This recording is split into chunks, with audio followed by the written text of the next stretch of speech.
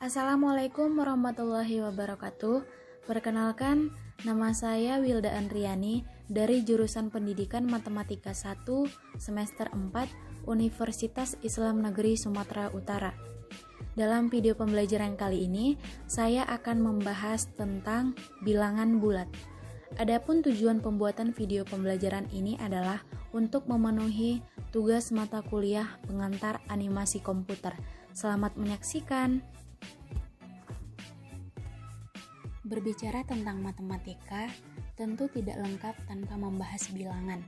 Bilangan itu sendiri merupakan suatu konsep matematika yang digunakan untuk pencacahan dan pengukuran.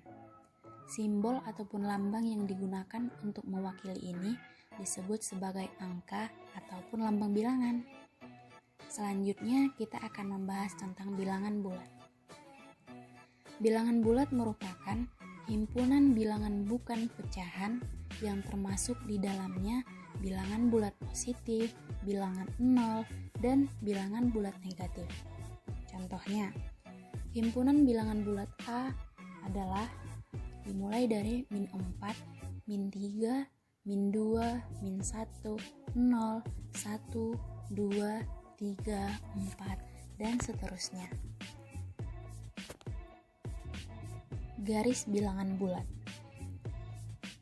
Berdasarkan garis bilangan, kita mengetahui bahwa setiap bilangan bulat pada garis bilangan lebih besar dari bilangan bulat manapun di kiri dan sebaliknya. Perhatikan garis bilangan berikut ini. Di sini ada bilangan 0. Kemudian bilangan bulat positif yang dimulai dari 1, 2, 3, 4, dan seterusnya, di mana semakin dia ke kanan, nilainya juga akan semakin besar. Lalu, ada juga bilangan bulat negatif, yang dimulai dari minus 1, minus 2, minus 3, minus 4, dan seterusnya. Di mana dia semakin ke kiri, nilainya juga akan semakin kecil.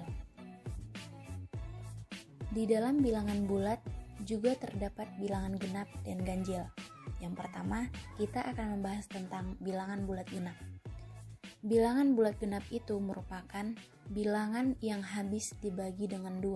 Misalnya, minus 6, minus 4, minus 2, 0, 2, 4, 6. Di sini saya mengatakan 0 itu merupakan bilangan bulat genap. Kenapa? Kembali ke definisi awal, di mana bilangan bulat genap itu tadi merupakan bilangan yang habis dibagi dengan 2. Sedangkan 0 itu habis dibagi dengan 2. Makanya saya di sini menyebutkan 0 itu merupakan bilangan bulat genap. Yang kedua, bilangan bulat ganjil.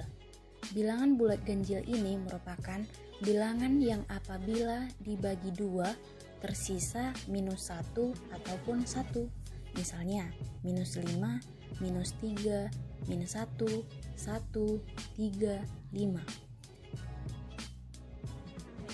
Operasi hitung pada bilangan bulat. Di sini kita akan membahas tentang penjumlahan beserta dengan sifat-sifatnya. Yang pertama, ada yang namanya sifat asosiatif, di mana sifat asosiatif ini adalah sifat pada operasi hitung 3 buah bilangan dengan cara pengelompokan 2 buah bilangan untuk dihitung terlebih dahulu. Dan apabila pengelompokan tersebut ditukar, maka hasilnya tetap sama. A ditambah B di dalam kurung ditambah C sama dengan A ditambah B ditambah C dalam kurung. Di sini ada contoh 5 ditambah 3 di dalam kurung ditambah 4 sama dengan 5 ditambah 3 ditambah 4 dalam kurung, di mana hasilnya sama dengan 12. Sifat yang kedua adalah sifat komutatif, di mana sifat komutatif ini juga disebut dengan sifat pertukaran. Sifat komutatif adalah sifat pada operasi hitung 2 buah bilangan yang apabila ditukar posisinya, hasilnya tetap akan sama.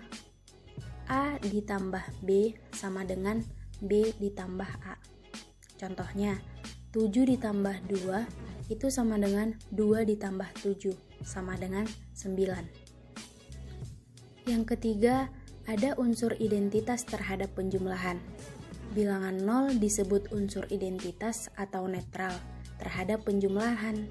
A ditambah 0 itu sama dengan 0 ditambah A. Contohnya, 6 ditambah 0 sama dengan 0 tambah 6, yang hasilnya sama dengan 6. Keempat, unsur inverse terhadap penjumlahan. Inverse sering dikatakan juga sebagai kebalikan ataupun lawan. Jadi, inverse jumlah atau lawan dari minus A adalah A. A ditambah minus A itu juga akan sama dengan minus A ditambah A, yang hasilnya sama dengan 0. Contohnya, di sini ada 3 ditambah minus 3, akan sama dengan minus 3 ditambah 3, yang hasilnya sama dengan 0. Dan sifat yang terakhir adalah bersifat tertutup. Dikatakan dia bersifat tertutup apabila dua buah bilangan bulat ditambahkan, maka hasilnya adalah bilangan bulat juga. A dan B merupakan anggota bilangan bulat, maka A ditambah B sama dengan C, di mana C merupakan anggota bilangan bulat.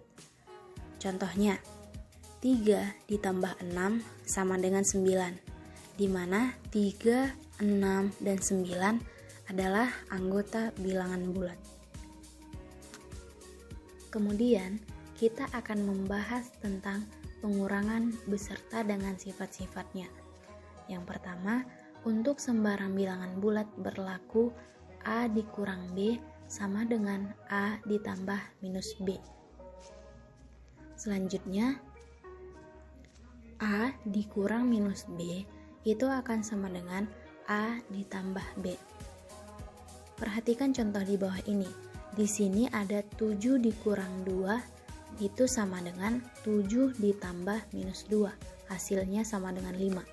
Selanjutnya, 8 dikurang minus 6 itu akan sama dengan 8 ditambah 6. Hasilnya sama dengan 14. Yang kedua, pada pengurangan ini, sifat komutatif dan asosiatif tidak berlaku, di mana A dikurang B itu tidak sama dengan B dikurang A. A dikurang B dalam kurung dikurang C tidak sama dengan A dikurang B dikurang C dalam kurung.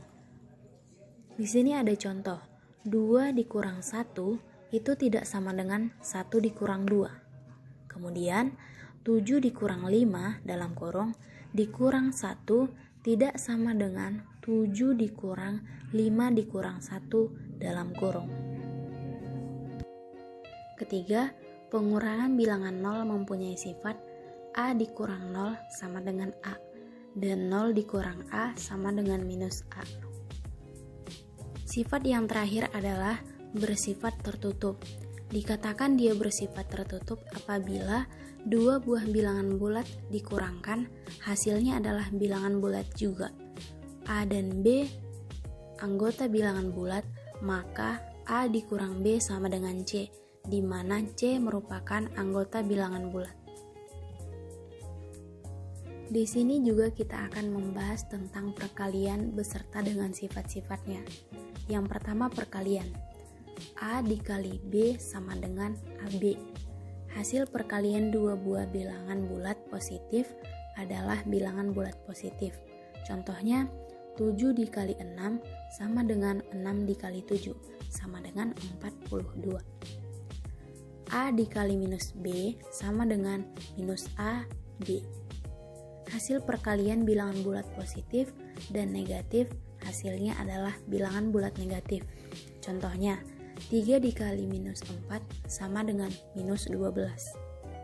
Kemudian, minus A dikali minus B sama dengan AB. Hasil perkalian dua buah bilangan negatif adalah bilangan bulat positif.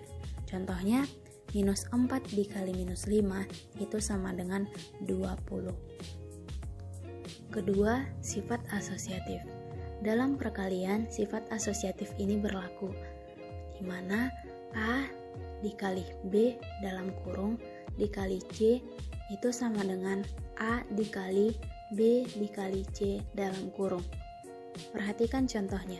Di sini ada 2 dikali 3 dalam kurung dikali 4. Itu akan sama dengan 2 dikali 3 dikali 4 dalam kurung, yang hasilnya sama dengan 24. Ketiga, sifat komutatif. Ternyata sifat komutatif ini juga berlaku pada perkalian, di mana A dikali B sama dengan B dikali A. Contohnya, 5 dikali 4 sama dengan 4 kali 5 sama dengan 20. Keempat, sifat distributif.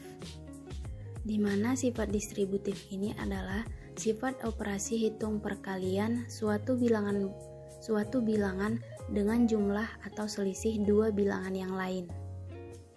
A dikali B ditambah C dalam kurung sama dengan A dikali B dalam kurung ditambah A dikali C dalam kurung.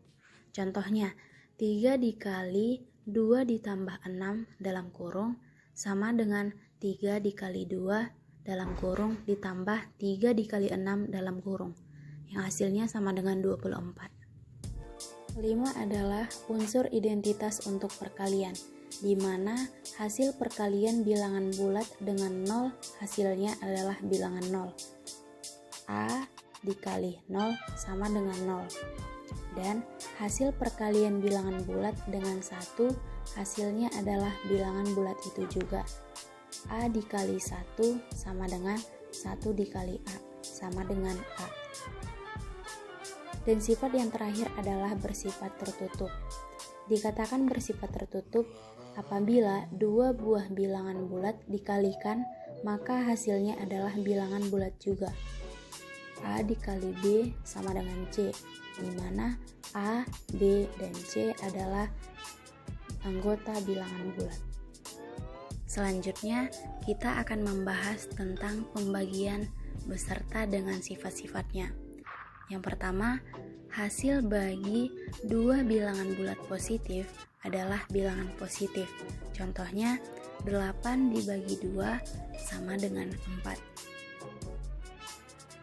Kedua, hasil bagi dua bilangan bulat negatif adalah bilangan positif.